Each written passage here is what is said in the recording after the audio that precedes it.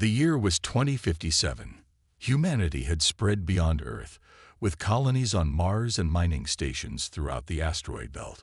It was a time of growth and hope. People looked to the stars with wonder instead of fear. John Carter stood on the bridge of the U.S. Defiant. He was a space pilot with 20 years of experience. His ship was at the edge of the solar system, in the distant Kuiper Belt. Their mission was simple: survey the area for valuable minerals. "All readings normal, Commander," said Susan Miller, his second in command. Her fingers moved quickly across the control panel. John nodded. "Keep an eye on that ice formation at 2 o'clock. It might have rare metals inside." The crew worked quietly. They had been together for 5 years and moved like a well-oiled machine. No one expected anything unusual on this routine mission. That changed in an instant. "Commander, something's happening," Paul Grant shouted from the sensor station. "There's a tear in space. I've never seen anything like it." John rushed to look at the screen. A hole seemed to open in the blackness of space. It shimmered with strange colors that hurt his eyes. Before he could give an order, ships began to emerge from the tear. They were unlike anything humans had built. The vessels were huge, shaped like arrowheads, with a strange purple glow around them. There were at least 20 of them. "Try to contact them on all channels," John ordered. "Let them know we come in peace." Linda Ross, the communications officer, sent message after message. "No response, sir. They're not answering on any frequency." John felt a chill run down his spine. "Scan them. What are we dealing with?" Paul worked the sensors. Energy readings off the charts. Weapons systems active. And, sir, they're targeting us. Before John could order evasive action, beams of energy shot from the lead alien ship. The Defiant shook violently as the shots hit. "Shields down to 40%. Susan yelled. "One more hit like that, and we're done for." John made a quick decision. "Full power to engines. Get us out of here. Now." The Defiant turned and accelerated away from the alien fleet. More energy beams followed them, one grazing the ship's left side. "Engine room damage. We're losing power," Paul reported as red warning lights flashed across his console. "Reroute everything we've got to engines and life support," John ordered. "We need to warn Earth." For 3 tense hours, they fled through space. The alien ships followed for a while, then turned back toward the tear they had come through. John ordered the ship to continue at maximum speed toward the inner solar system. "Send a message to Earth Command," he told Linda. "Priority Alpha. Tell them we've made contact with an alien species, and they've attacked without provocation." 2 days later, as the damaged Defiant limped toward Mars, they received news that made their blood run cold. The alien fleet had appeared near Saturn, destroying the research stations there. More ships were coming through other tiers in space throughout the solar system. A message was broadcast across all human frequencies. It showed a creature with gray skin, 4 eyes, and a mouth full of sharp teeth. It spoke in a deep, gurgling voice that translation computers struggled to interpret. "Humans, you are an aberration. Your species spreads like a disease. The Krell Dominion has judged you and found you wanting. Surrender now and your deaths will be quick. Resist, and we will make your extinction painful beyond imagination." Earth's response was immediate. "We will not surrender," said the unified voice of Earth's leaders. "Humanity has never bowed to threats, and we will not start now." John Carter stood on the bridge of his damaged ship, watching the message exchange. He knew that life as they knew it had ended. The Krell had brought war to humanity's doorstep. But humanity would fight back. They always did. The first extermination war had begun. 5 years had passed since the Krell arrived. 5 years of pain, loss, and desperate struggle. Earth's once great cities were now smoking ruins. Billions had died. Those who survived lived in underground shelters or hidden bases. Dr. Olivia Wright wiped sweat from her forehead as she worked.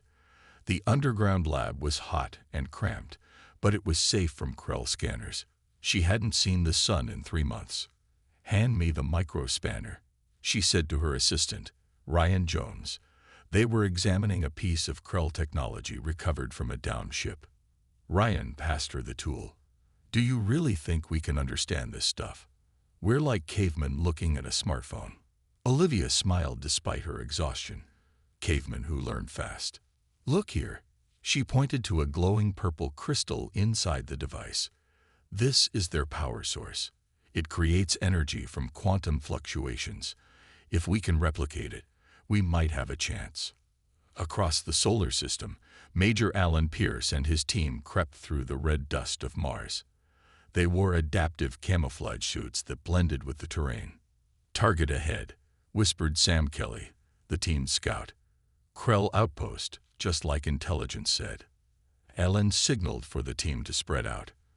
For 2 years, his Special Forces unit had been hitting Krell bases, gathering information, and then vanishing before reinforcements arrived.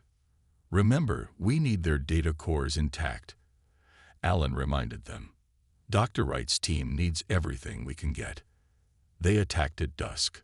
The 6 humans moved like ghosts, placing charges at key points around the base. When they blew, the Krell inside were thrown into confusion. The aliens were 7 feet tall with gray skin and 4 glowing eyes.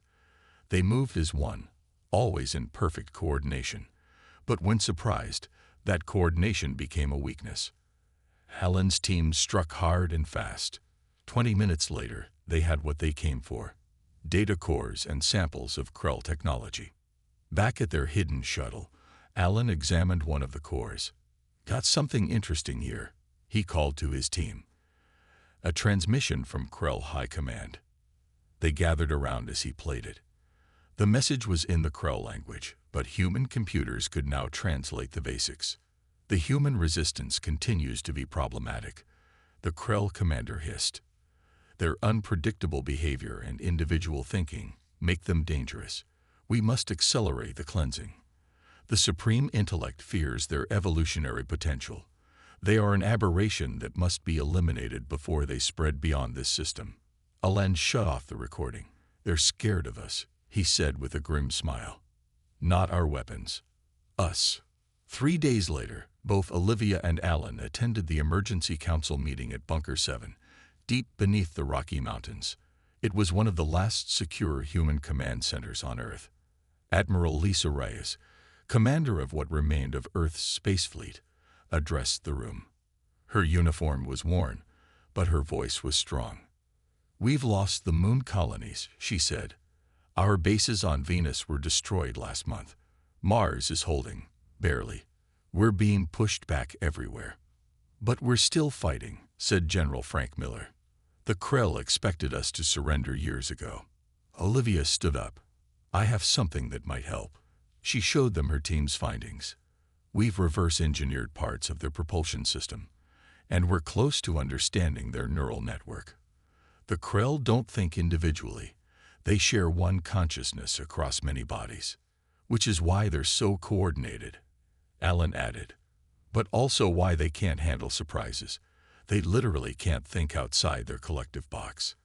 Admiral Reyes studied the reports. How long until we can use this? Give me 3 months, Olivia said, and access to the manufacturing facilities in Bunker 4. Reyes nodded. You'll have it. Because in 3 months, we make our last stand at Jupiter. If we lose there, we lose everything. As the meeting ended, Alan approached Olivia. Will it be enough? She looked him in the eyes. It has to be. I'm working on something they won't expect. Something that targets the way they think. Outside, the war raged on. But for the first time in 5 years, a small spark of hope burned in the darkness. The halls of Bunker 4 echoed with the sounds of urgent work. 3 months had passed since the council meeting. Dr. Olivia Wright hadn't slept more than 4 hours a night during that time. But now, as she stood before the massive weapon being installed on the U.S. Vengeance, she felt a surge of pride. Will it work? Admiral Reyes asked as she walked up beside Olivia. In theory, yes, Olivia replied. We call it the quantum disruptor. It doesn't just attack their ships. It attacks their neural network. The Krell think as one mind. This weapon should scramble that connection. The U.S. Vengeance was humanity's last carrier-class vessel. Once, Earth had hundreds of such ships. Now only this one remained, hidden in an underwater base. Workers had been retrofitting it with Olivia's new technology for weeks. "We launch Operation Phoenix tomorrow," Ray said. "I hope you're right about this." Olivia watched the Admiral walk away. So much rested on her work. If she was wrong, humanity might not survive. The next day, the Vengeance and its small fleet of support ships rose from Earth's ocean. They accelerated quickly, racing toward Jupiter, where the main Krell fleet waited. On the bridge, Admiral Reyes addressed her crew. "Today we stop running. Today we show the Krell that humanity will not go quietly into the night." The journey to Jupiter took 5 days. 5 days of tension and final preparations. Olivia spent the time running simulations and making last-minute adjustments to the quantum disruptor.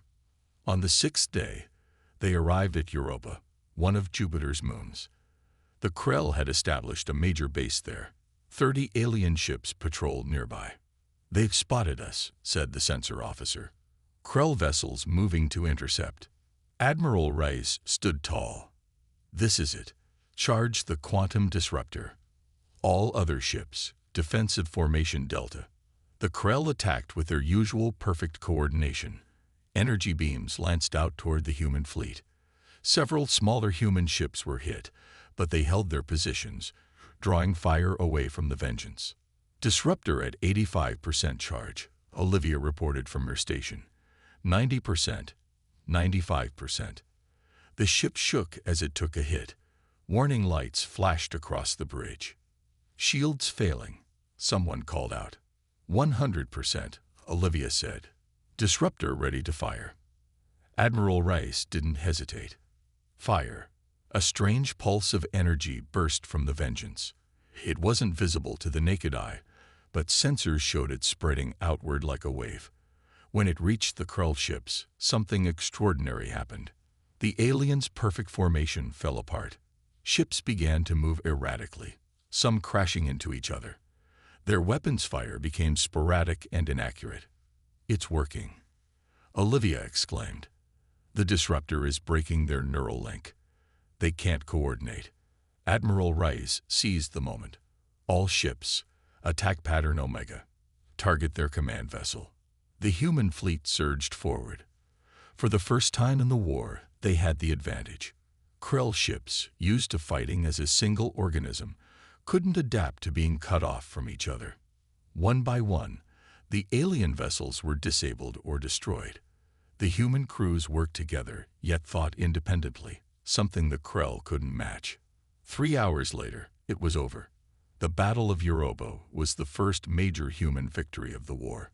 They had captured several intact Krell vessels and destroyed many more. In the aftermath, Olivia led a team to examine one of the captured ships. Inside, they found Krell soldiers in a state of confusion, unable to function without their hive connection. "Look at this," said Ryan, her assistant, pointing to what appeared to be a biological interface. "Their ships are partly organic. The Krell physically connect to them." Olivia studied the technology. "This is how they share consciousness. And now we know how to disrupt it." Word of the victory spread quickly through the remaining human outposts. For the first time in 5 years, people began to hope. The Krell could be beaten. On the bridge of the Vengeance, Admiral Reyes received reports from across the solar system. The Krell were falling back, regrouping. "They're confused," she told her officers. They never expected to lose. And they certainly never expected humans to turn their own technology against them. The tide was beginning to turn. 2 years after the Battle of Europa, humanity had rebuilt much of its fleet. Ships now carried quantum disruptors based on Dr. Wright's design. Soldiers wore armor with neural dampening fields that protected them from Krell mind attacks. The war had changed. General Kevin Zhao stood on the bridge of the command ship U.S. Liberty. Through the viewing window, he could see the red surface of Mars. Once, humans had thriving colonies there. Now, It was occupied by Krull forces. "All ships report ready, General," said his communications officer, Beth Clark. Kevin nodded. "Begin Operation Homecoming. Let's take back Mars." 300 human ships moved into position. It was the largest fleet humanity had assembled since the beginning of the war. This would be their biggest offensive yet. On Earth, Dr. Olivia Wright watched the battle preparations from her new lab.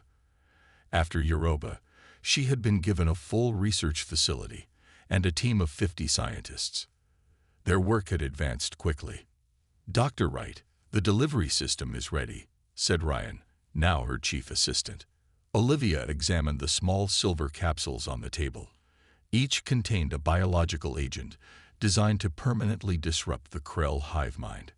It had taken 2 years to perfect. "Load them onto Captain Rodriguez's ship," she instructed. "The U.S. Shadow will deploy them during the battle." The U.S. Shadow was a stealth vessel, nearly invisible to Krell sensors. Its mission was critical to the overall plan.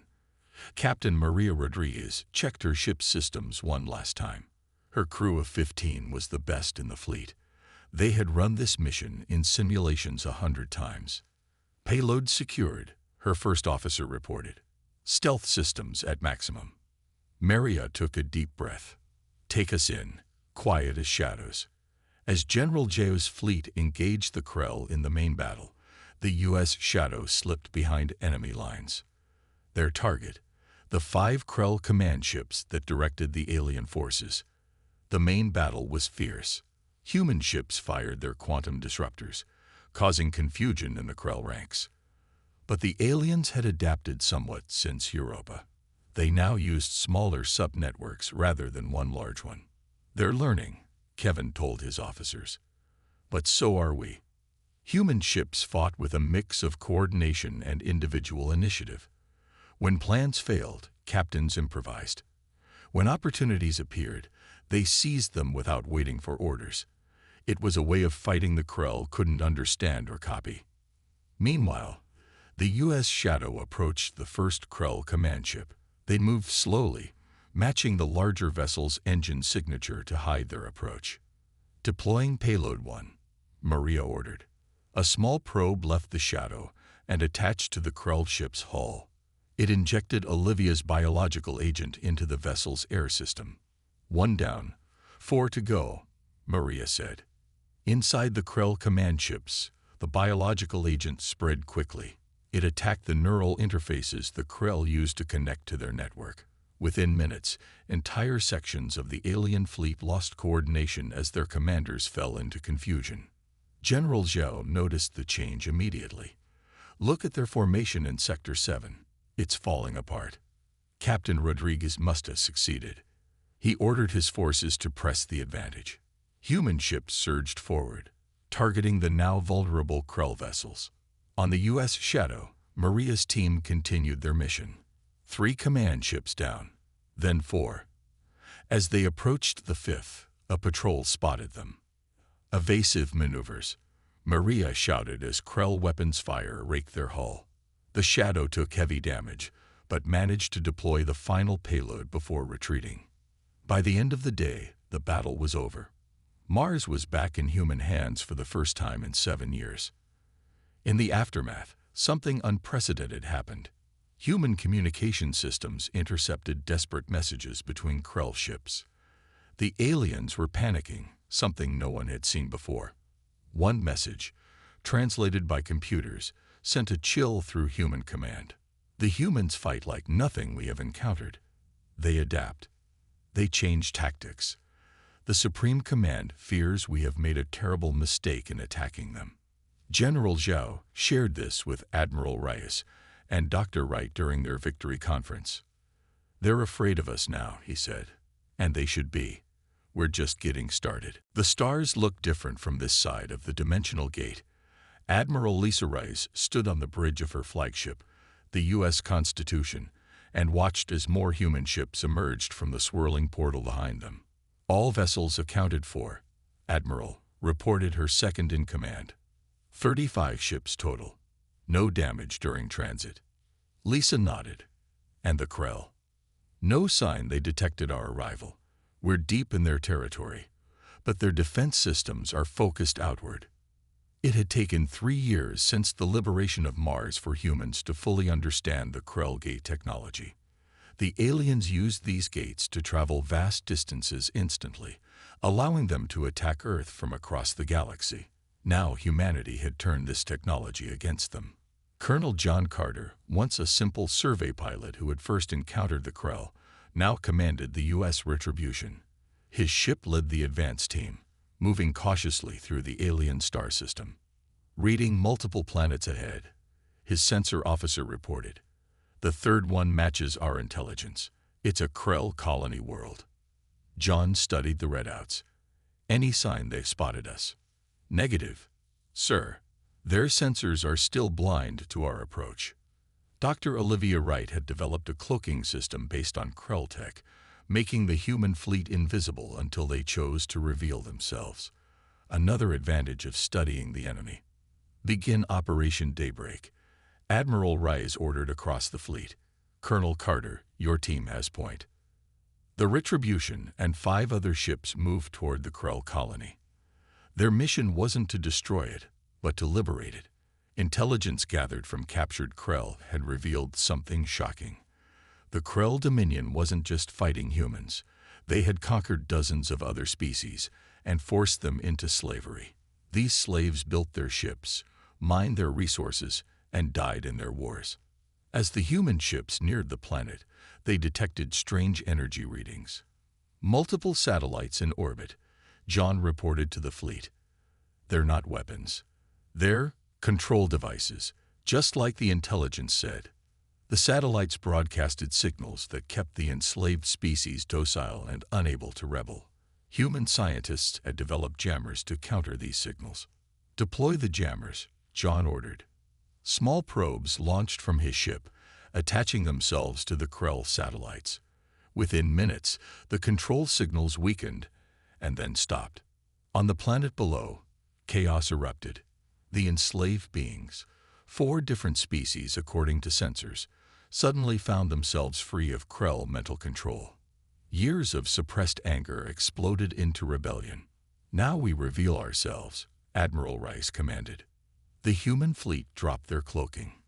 John opened a communication channel to the planet, broadcasting in languages the translation computers had learned from studying Krell data.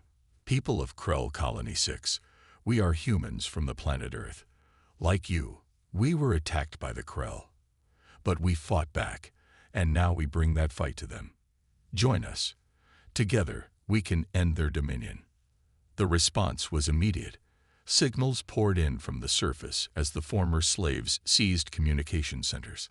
"They're attacking the Krell overseers," John's communications officer reported. "And they're asking for weapons, for help." Admiral Rice ordered landing parties to assist the rebellion. Within hours, the colony was free of Krell control. Similar scenes played out across 6 more Krell colony worlds as the human fleet expanded outward. In each place, they found new allies eager to join the fight against their former masters. A coalition began to form. Humans provided the weapons and strategy. The liberated species provided numbers and knowledge of Krell territory. Word spread quickly through the Krell Dominion. The supreme rulers of the aliens could not suppress the news. Humans had breached their gates and were freeing their slaves. For the first time in their long history, the Krell faced a true threat to their empire. And that threat had a name: humanity. In their command centers, the Krell Supreme Command reviewed the reports with growing alarm. The humans were not just fighting back. They were bringing revolution to the Dominion itself. "Find a way to stop them," the Supreme Commander ordered, "or we face extinction." After a year of battles across Krell space, the Coalition forces had pushed deep into enemy territory. Their target now was Dominara, the Krell homeworld, the planet where the aliens had evolved and built their empire, the heart of their power. Dr. Olivia Wright had never expected to find herself on the front lines. She was a scientist, not a soldier. But what she had discovered in captured Krell data vaults was too important to share over communication channels that might be intercepted. She stood before the Coalition War Council aboard the U.S. Constitution. Representatives of 8 different species sat around the table. Humans were the newest members of this group, yet they had become its leaders. "The Krell are not what we thought," Olivia said, activating a holographic display. "They were once like us, individual thinkers with their own society. But something changed them." The hologram showed images extracted from ancient Krell records, beings that looked similar to modern Krell, but moving independently, not in perfect coordination. 2,000 years ago, they created an artificial intelligence called the Architect. It was designed to help them optimize their society, but it decided the best way to do that was to link all Krell minds together under its control. Admiral Reyes leaned forward. "You're saying the Krell are slaves too?" Olivia nodded. "The Architect runs their empire. It sees other intelligent species as threats or resources. The Krell are its tools, not the true enemy." This revelation changed everything. The Coalition had been fighting the symptoms, not the disease. "Where is this Architect?" asked General Zhao. "In the central hive on Dominara," Olivia replied. "Heavily defended. But I've developed a virus that could disable it, freeing the Krell from its control." Captain Maria Rodriguez, who had led the stealth mission to Mars years ago, spoke up. "My team can get that virus to the target. The Shadow is still the stealthiest ship in the fleet." Colonel John Carter, who had witnessed the first Krell attack, frowned.